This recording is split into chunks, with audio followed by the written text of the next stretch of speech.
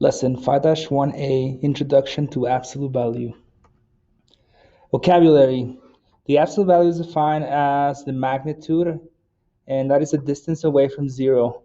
The value is always positive and denoted with these vertical lines here, where x can be any number, positive or negative.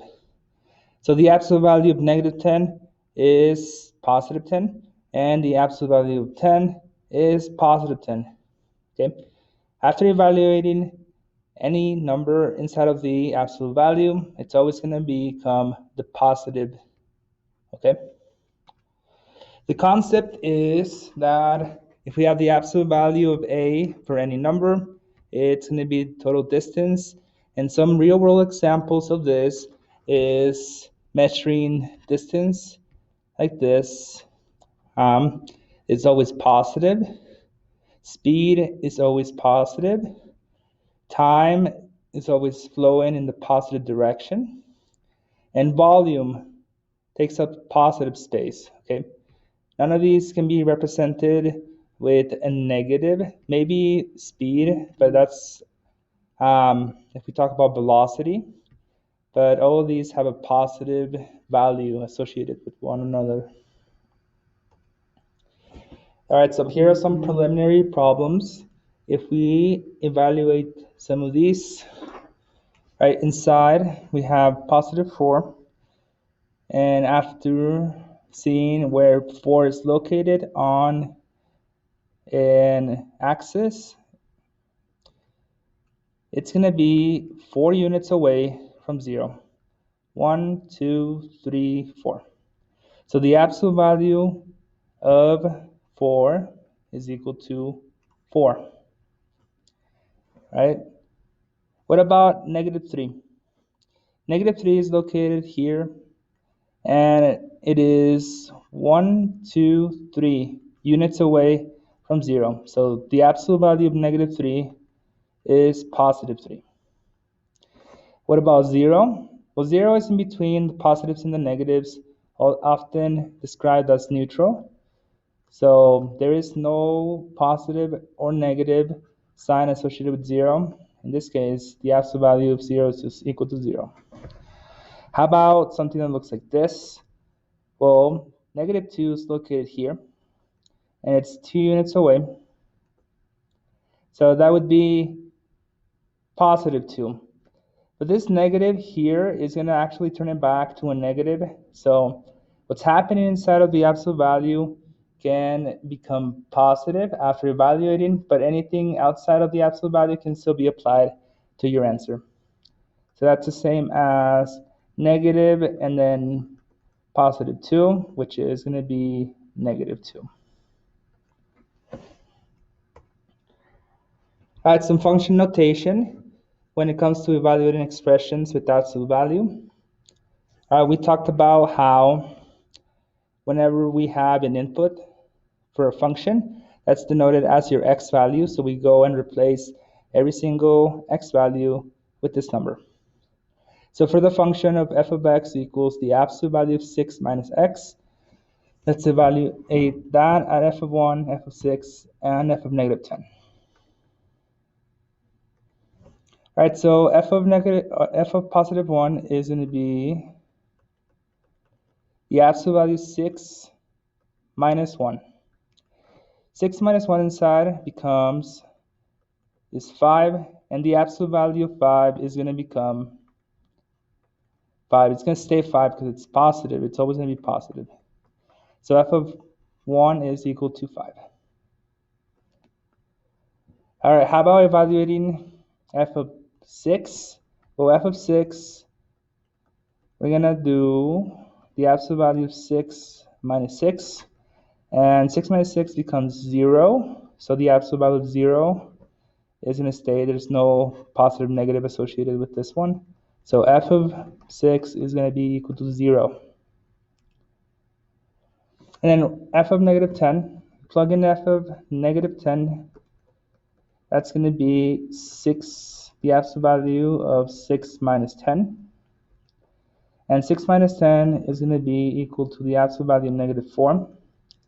And because this, we're looking at total distance away from 0, then f of negative 10 is going to be really equal to the positive of this, right? So positive form. All right, so all my answers here are positive, 0 is neutral. Okay.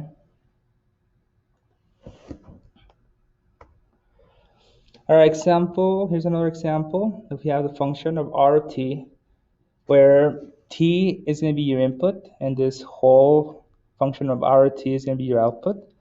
So again, evaluating at t, but on this problem, there's some stuff happening outside of the absolute value. So let's evaluate inside first. Let's treat this as a set of parentheses, okay? And do the inside here first. And then we can prioritize the top to be addition, unless we can do, and at the last step, we can do this division here. So r of 8 is going to be equal to the absolute value 3 times t, which is 8 in this case, plus 4 divided by 2. All right, so taking care of this inside first, 3 times 8 becomes 24. So the absolute value 24 plus 4 over 2. And the absolute value 24 is going to stay as positive. So 24 plus 4 over 2. Okay, so following PEMDAS, it says to do division next, but we're going to add a set of parentheses here, right, to prioritize the addition beforehand. If you were to do and divide each of these fractions, that would be the same. But it's a lot easier to do the addition first, because that's not going to conflict with the priority of division, okay? So 24 plus 4 is equal to 28 over 2. And so at the very end, I have RT, change the color, RT, or R of 8, is going to be equal to 14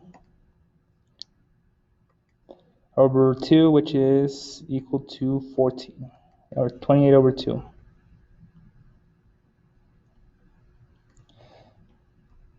All right, next, R of negative 4. We're going to be evaluating at negative 4. So R of negative 4, go back and substitute every t with a negative 4. So 3 times negative 4, always use parentheses, plus 4 divided by 2. 3 times negative 4 is going to be equal to negative 12.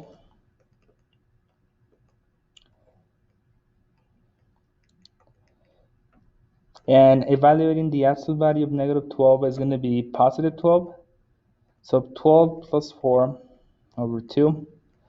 I'll add a set of parentheses here and do the summation first. So 12 plus 4, that's going to be 16. And 16 divided by 2 is going to be equal to 8. So at the very end, we have R of negative 4 is equal to positive 8. I go ahead and try this problem on your own. You can pause the video. So when n is equal to 3, we evaluate the function w of n at 3. We're going to plug in 3 in here. We're going to raise it to the third power, and afterwards we're going to evaluate the absolute value. So w of 3 is going to be equal to the absolute value of 3 cubed. And 3 cubed really is just multiplying this out like so. 3 times 3 becomes 9, and then times 3 becomes 27. So the absolute value of 27, because 27 is positive, it's going to stay as positive. So w of 3 is equal to 27. All right, now w of negative 2 is equal to the absolute value of negative 2 cubed. And that is going to be expanded on like this. Negative 2 times negative 2 times negative 2. The absolute value of all those multiplications.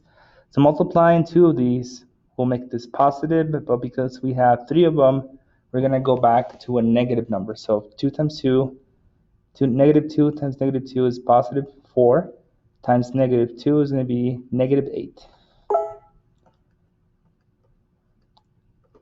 And the absolute value of negative 8 is going to become positive, so W of negative 2 is going to be positive 8.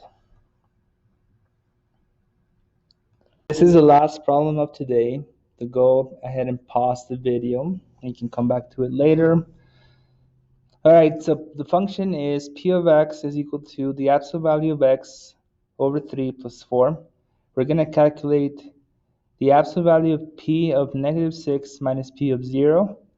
And to do that, we're going to evaluate p of negative 6, 4 first, and then p of 0 afterwards. And then we'll subtract between the two, and then we'll take the absolute value at the end. So that's a lot to take in. Let's just begin with p of negative 6. P of negative 6, plugging it into this p of x, I can pull the negative out in front. So we have 6 over 3 plus 4.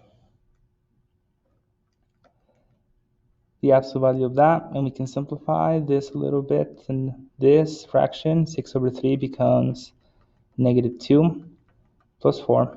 The absolute value of negative 2 plus 4.